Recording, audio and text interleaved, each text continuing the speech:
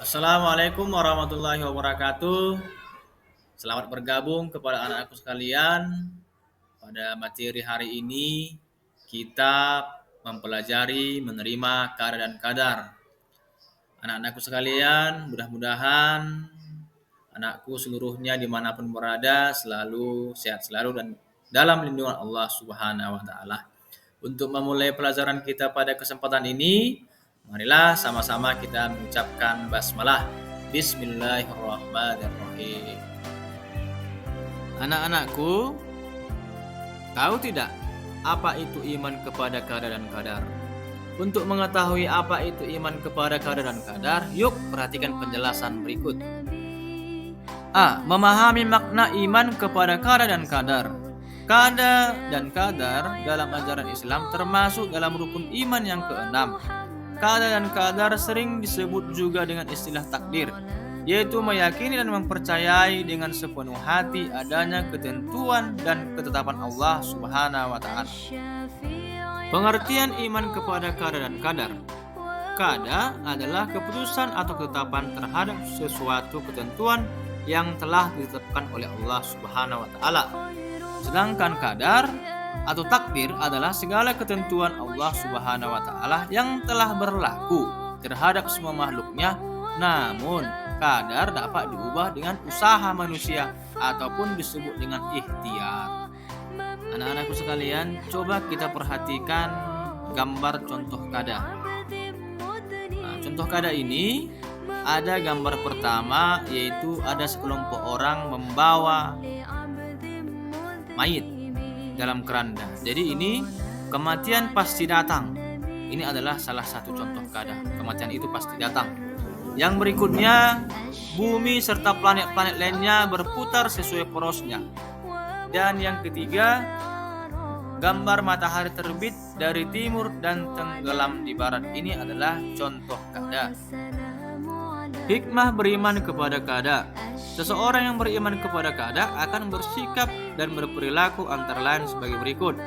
Datang ke sekolah atau kegiatan lainnya tepat waktu. Memanfaatkan waktu untuk belajar dan hal lain yang positif. Menerima beberapa pun uang jajan yang diberikan orang tua. Tidak bersikap sombong di rumah, di sekolah, atau di lingkungan masyarakat. Berhati-hati jika berada di tempat keramaian atau di jalan raya yang padat kendaraan. Yang berikutnya, bertanggung jawab atas tugas yang diberikan kepadanya. Dan yang terakhir, santun dan rendah hati dalam bersikap dimanapun ia berada.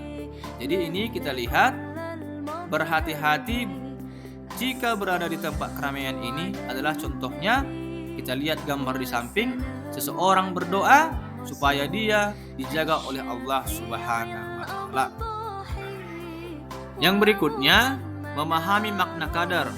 Qadar atau takdir adalah segala ketentuan Allah Subhanahu wa Ta'ala yang telah berlaku terhadap semua makhluknya. Namun, qadar dapat diubah dengan usaha manusia atau ikhtiar. Ikhtiar artinya usaha manusia untuk memenuhi kebutuhan dalam hidupnya. Sesuatu itu terjadi atau tidak terjadi pasti ada sebabnya. Kita bekerja keras sehingga berhasil dan sukses. Keberhasilan usaha bergantung pada gigih atau tidaknya usaha kita. Untuk mencapai keberhasilan diperlukan kehati-hatian pada banyak faktor. Misalnya, Allah Subhanahu wa Ta'ala memberikan modal kecerdasan kepada kita. Hendaknya modal itu dimanfaatkan dengan sebaik-baiknya untuk kebaikan diri sendiri, mengejar cita-cita. Kesuksesan tidak datang sendiri, tetapi diusahakan dengan sungguh-sungguh. Artinya, kita ingin menjadi anak pintar harus ikhtiar atau belajar dengan giat. Selanjutnya, coba kita perhatikan, ini adalah contoh-contoh qadar. Yang pertama, menjadi pintar dan menjadi juara kelas karena belajar dan berdoa. Yang kedua, menjadi juara lomba pidato atau juara lomba cerdas cermat karena gigih berlatih. Yang ketiga, menjadi anak yang disenangi dalam pergaulan karena ramah dan suka menyapa kepada siapa saja. Yang terakhir, menjadi anak yang pandai membaca Al-Quran dan menjadi qori-qoriah terbaik di sekolah atau sampai ke tingkat provinsi, harus usaha yang gigih. Hikmah beriman kepada qadar. Setelah memahami makna dan tahu contoh-contoh qadar, kamu bertambah yakin tentang karunia yang diberikan Allah Subhanahu wa taala. Untuk itu, marilah kita simak hikmah qadar berikut ini. Seseorang yang beriman kepada qadar akan bersikap dan berperilaku antara lain sebagai berikut.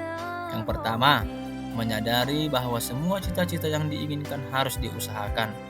Yang kedua, memiliki rasa percaya diri dalam menghadapi tugas, misalnya mengerjakan PR sendiri. Yang ketiga, giat dan disiplin dalam belajar, misalnya sebelum berangkat tidur harus belajar terlebih dahulu. Baiklah anak-anak, sampai di sini materi kita mengenai menerima qada dan qadar termasuk rukun iman yang keenam. Maka anak-anak sekalian sudah memahami makna iman kepada qada dan qadar. Sudah paham pengertian iman kepada qada dan qadar, contoh qada, hikmah beriman kepada qada, memahami makna qadar, contoh-contoh qadar, hikmah beriman kepada qadar. Mudah-mudahan anak-anakku sekalian dapat bertambah wawasannya dengan materi ini. Baiklah, sampai di sini materi saat ini. Untuk mengakhiri pelajaran saat ini, marilah sama-sama kita mengucapkan hamdalah. Alhamdulillahirabbil alamin. Assalamualaikum warahmatullahi wabarakatuh.